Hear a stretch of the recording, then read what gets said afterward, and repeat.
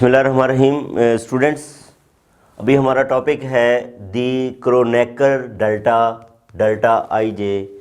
बहुत ही important topic है tensor analysis के हवाले से, क्योंकि इसमें जो दो सिंबल्स हैं, आगे क्रिस्टोफल सिंबल आएगा और ये क्रोनेकर डेल्टा, इसका जो है वो बहुत ज़्यादा रोल है। आप देखेंगे भी जैसे जैसे जो है वो हमारी ये जो टेंसर एनालिसिस की थ्योरी जो है वो आगे बढ़ेगी, तो आपको एक चीज़ जो है वो नज़र आएगी कि ये जो क्रोनिकल डेल्टा है और क्रिस्टोफल आगे जो है वो सिंबल आएगा, इन दो सिंबल्स का जो है वो बहुत ज़्यादा रोल है, जिसमें ख़ास तौर पे ये क्रोनिकल डेल्टा, जिसको सब्स्टिट्यूशन ऑपरेटर भी कहते हैं, ये सब्स्टिट्यूशन ऑपरेटर है। बहुत जगहों पे हमें जो है वो चीज़ों को सब्स्टिट्यूट करना पड़ता है, तो ये इसका जो है वो बहुत ज़्यादा रोल आपको जो है वो नज़र आएगा। तो सबसे पहले हम जो है वो क्रोनिकल डेल्टा को जो है वो डिफ़ाइन कर लेते हैं। क्रोनिकल डेल्टा या सब्स्टिट्यूशन ऑपरेटर, दी क्रोनेकर डेल्टा और substitution operator is denoted by delta ij and is defined as। अच्छा, डेल्टा आई जे को किस तरह डिफाइन करेंगे? Delta I J is equal to, that is equal to 1 if I is equal to J, 0 if I is not equal to J. यानी कि अगर आई जे के equal आ जाए, आई जे के इक्वल आ जाए, तो फिर जो है इसकी वैल्यू किसके इक्वल है? 1 के इक्वल है। और अगर आई जे के इक्वल ना हो तो इसकी वैल्यू जो है वो किसके इक्वल है? That is equal to 0। अब यहाँ पे अगर हम जो है वो अब स्पेसिफिकली बात करें, तो यहाँ पे डेल्टा आई जे को हम क्या लिख सकते हैं? डेल्टा 1 डेल्टा 2 डेल्टा 3 ये इस सूरत में ये देखें स्टूडेंट्स कि ये आपस में इक्वल हैं, 1 1 2 2 3 3। ये बात हुई थी कि अभी जो हम डिस्कस कर रहे हैं वो क्या है? वो हमारे पास कार्टीजियन टेंसर की हम बात कर रहे हैं। कार्टीजियन टेंसर में ये अब अंडरस्टूड है कि मैंने शुरू में बात की थी कि तमाम ये जो हमारे अभी टॉपिक्स चलेंगे, जब तक हम कार्टीजियन टेंसर के अंदर होंगे, जनरल टेंसर के अंदर नहीं जाते, तो हमारे पास आई जे की वैल्यू 1 2 3 होगी। ठीक है, सिर्फ हमने जनरल टेंसर में जाके इसी को आगे क्या कर लेना है? जनरलाइज कर लेना है और इसकी वैल्यू को n तक ले जाना है। बहरहाल ये देखें, ये जो डेल्टा 1 1 है इसकी वैल्यू 1 होगी, डेल्टा 2 2 की वैल्यू 1 होगी और इसकी भी वैल्यू 1 होगी। लेकिन अगर हम डेल्टा 1 2 लिखते हैं, डेल्टा 1 3 लिखते हैं, डेल्टा 2 1 लिखते हैं, डेल्टा 2 3 लिखते हैं, डेल्टा 3 1 लिखते हैं, डेल्टा 3 2 लिखते हैं, तो अब यहाँ पे इन 6 के अंदर जो है आप देखें तो i is not equal to J, i is not equal to J, तो इनका आंसर जो है वो किसके इक्वल आ जाएगा? 0 के इक्वल आ जाएगा। तो ये है स्टूडेंट्स क्रोनेकर डेल्टा, या इसको आगे चल के मैं एक एग्जांपल करूंगा जिसमें ये वाज़े तौर पे पता भी चलेगा कि this is the substitution operator, कि ये जब भी हमें जो है वो सब्स्टिट्यूशन करना पड़ती है तो इस ऑपरेटर को जो है वो हमारे लिए जो है वो हेल्पफुल होता है। अब स्टूडेंट्स हमने इसकी बुनियाद पे अगर हम ये एक एग्जांपल देखें, एग्जांपल नंबर 7 है।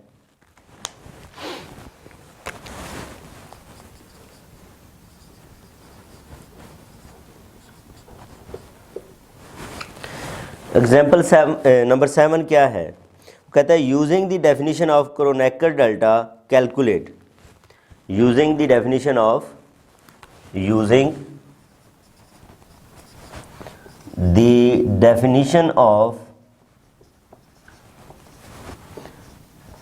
Kronecker delta Kronecker delta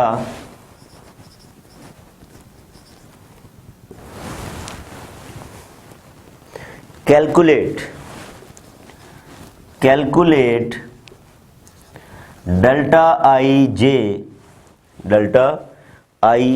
J X I X J.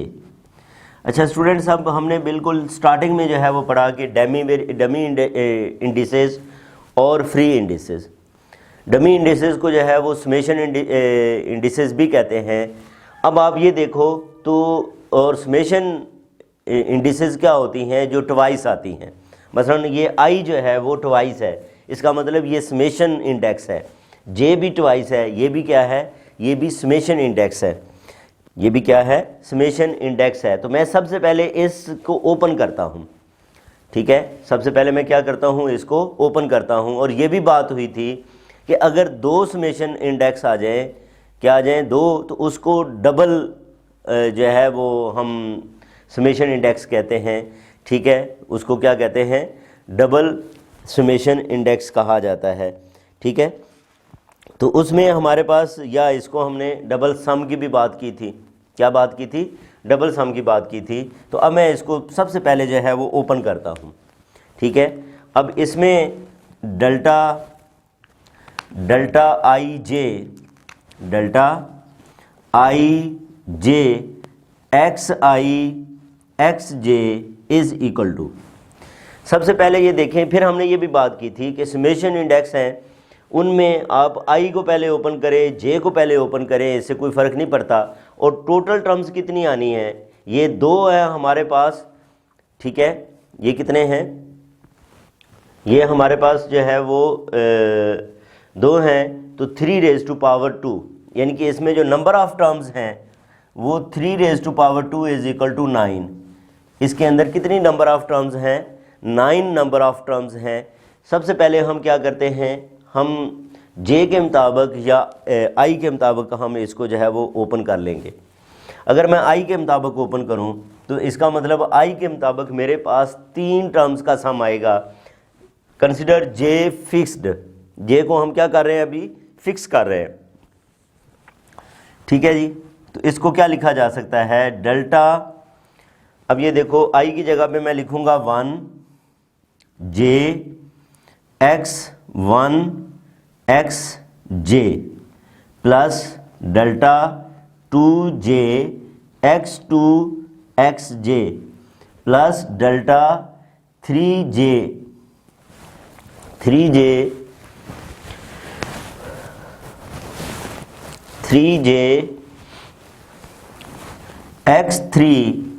X J, ठीक है, एक्स जे।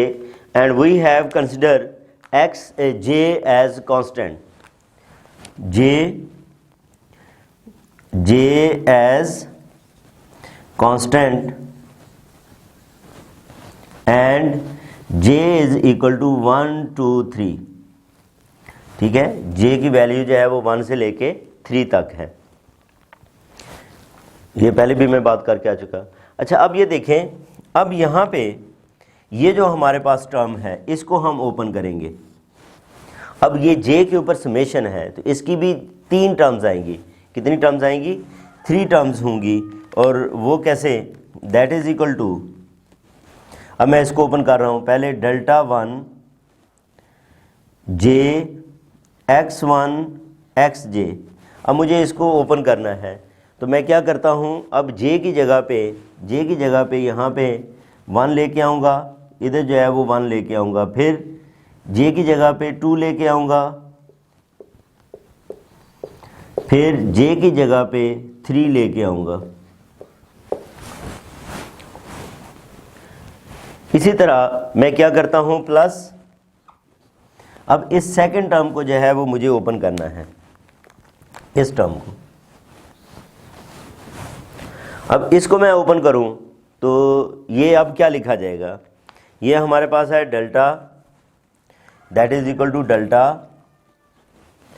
2j X J. अब मैं क्या करता हूँ, जे की जगह पे 1 2 3 इसको रिप्लेस करूँगा, यानी कि जे क्या आ जाएगा, क्योंकि ये समेशन इंडेक्स है, ये क्या है हमारे पास समेशन इंडेक्स है, और इसका सम जो है वो 3 टर्म्स आएंगी क्योंकि हम कार्टेशियन टेंसर की बात कर रहे हैं।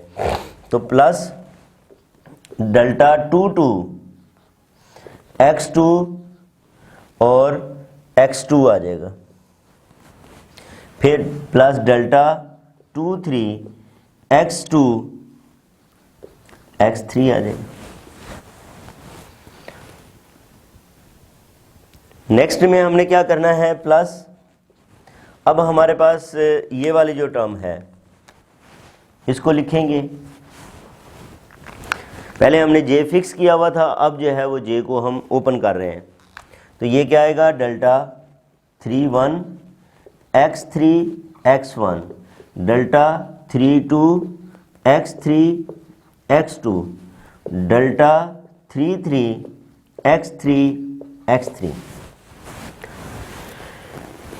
ये ओपन करके स्टूडेंट्स हमने जो है वो 9 टर्म्स जो है वो यहाँ पे लिख ली हैं।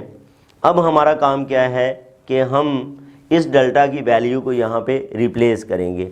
अब डेल्टा की वैल्यूज़ यहाँ पे हमने फाइंड भी की हुई हैं, ये देखें यहाँ पे डेल्टा 1 1 है, डेल्टा 1 1 डेल्टा 2 2 डेल्टा 3 3, वो क्या हो जाएगा, वो 1 हो जाएगा।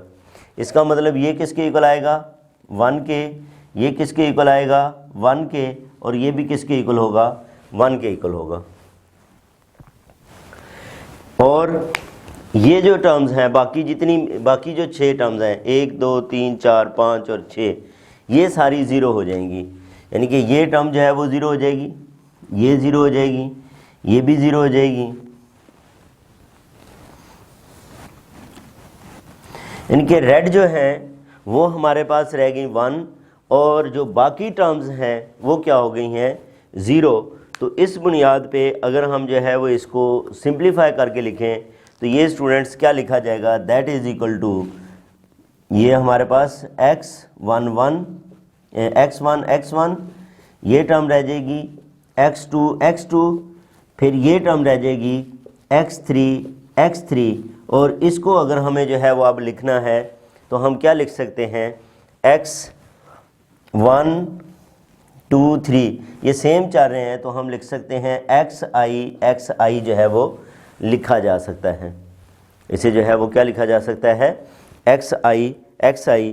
क्यों लिखा, क्योंकि हमारे पास ये समेशन इंडेक्स आ रहा है। अब आप ये देखें, i को 1 पुट करें, 2 पुट करें, 3 पुट करें समेशन इंडेक्स में, तो समेशन इंडेक्स में जो है वो इंडेक्स का जो है वो 2 दफ़ा आना जो है वो ज़रूरी होता है। तो इस तरह हमने ये प्रूव कर दिया कि ये जो वैल्यू है this is equal to xi के इक्वल है, that is equal to xi। तो यही हमें कैलकुलेट करना था कि ये किसके इक्वल है, दैट इज़ xi के इक्वल है। तो ये थी हमारी जो है वो एग्ज़ाम्पल नंबर 7।